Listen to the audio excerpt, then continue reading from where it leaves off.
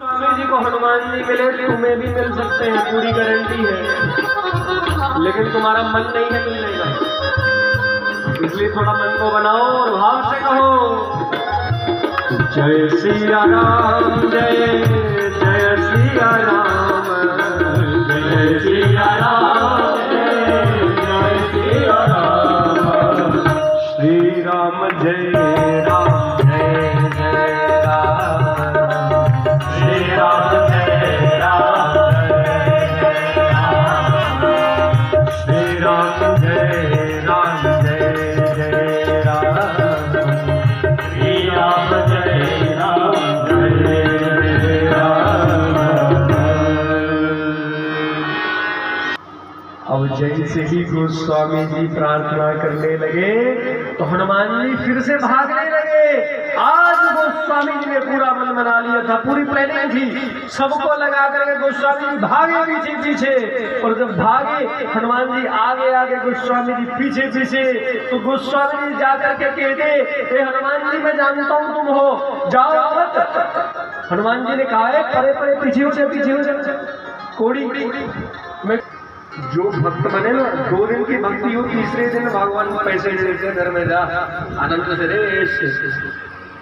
2 दिन का दुख हो ना पुत्र का, तीसरे दिन पुत्र दे देते, जा आनंद ले, अरे तू तो बच्चों में रहे, मेरे में क्या रखता है।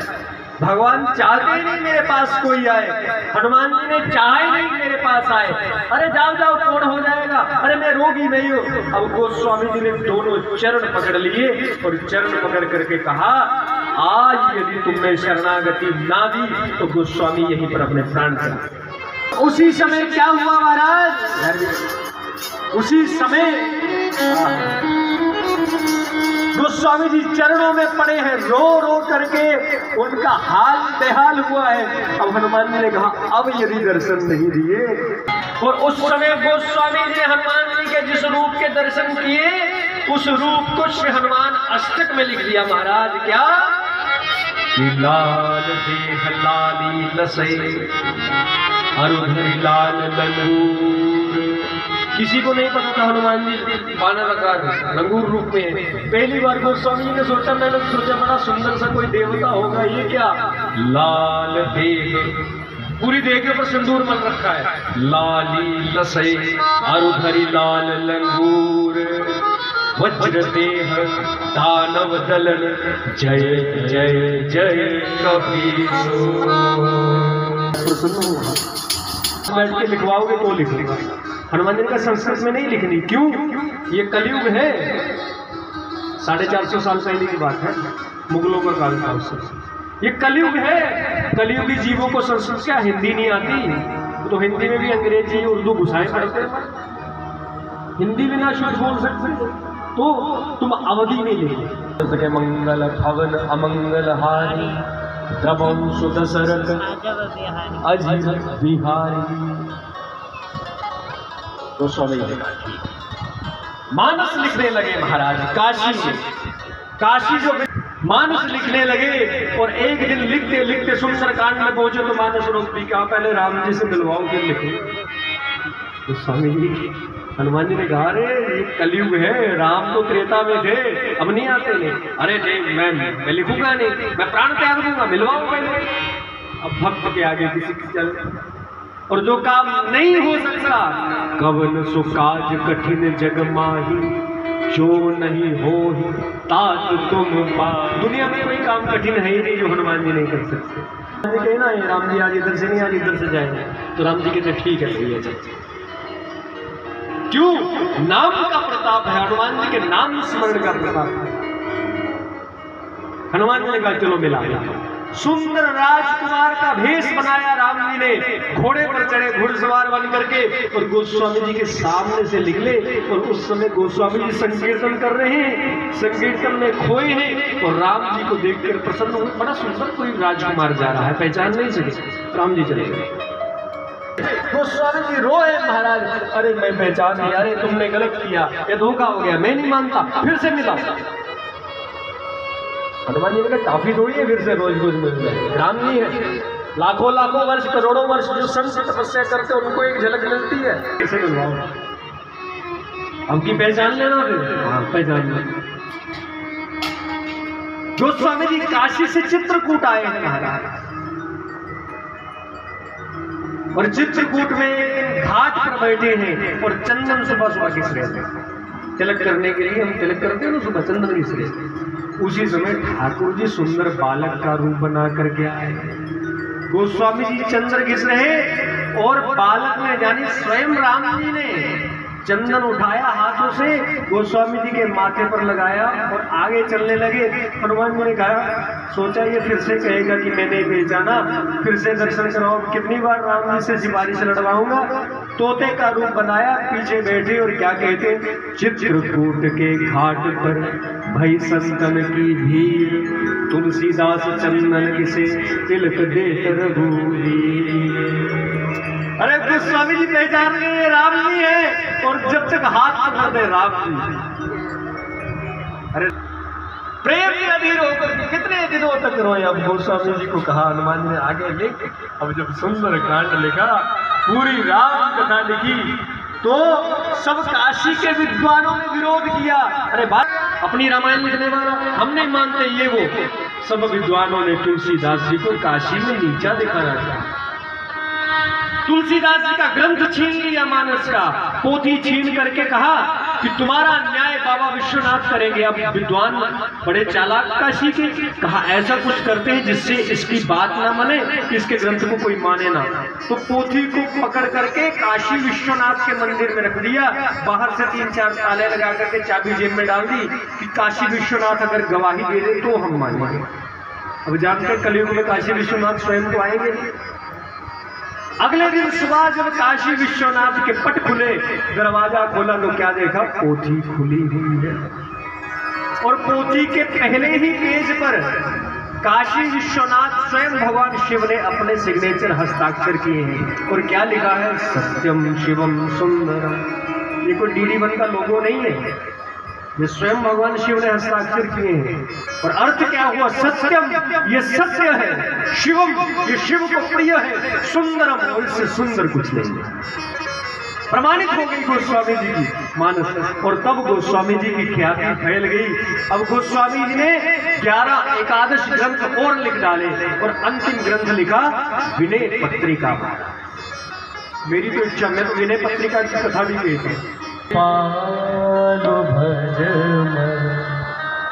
हर भव भय दारुण।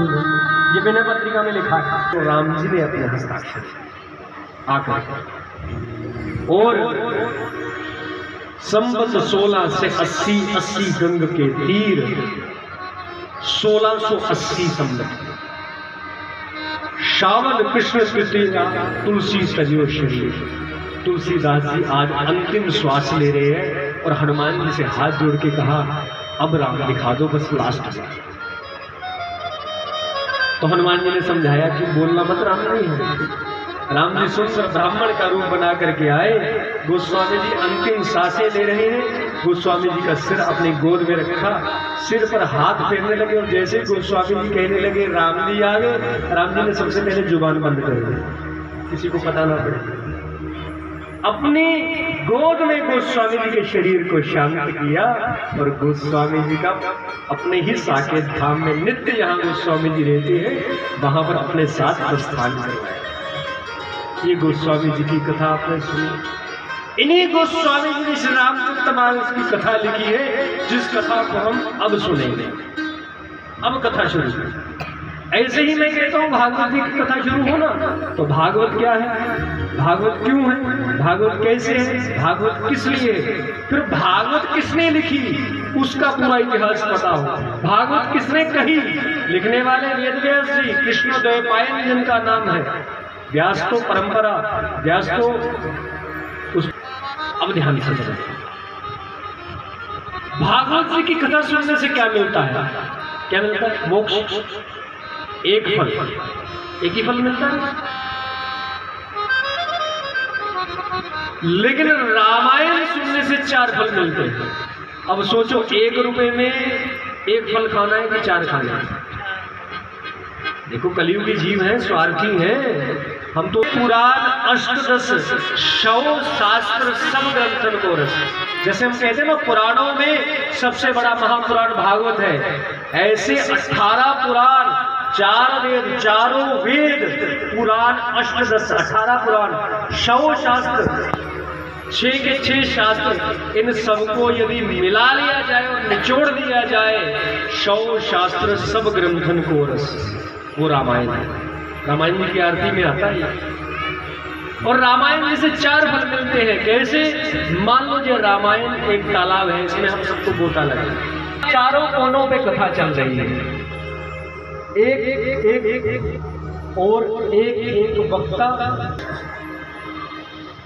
अब 4 घाटों पे कथा चल रही है। सबसे जो पहला घाट है, वहां पर स्वयं भगवान शिव कथा कह रहे हैं और पार्वती जी सुन रही है।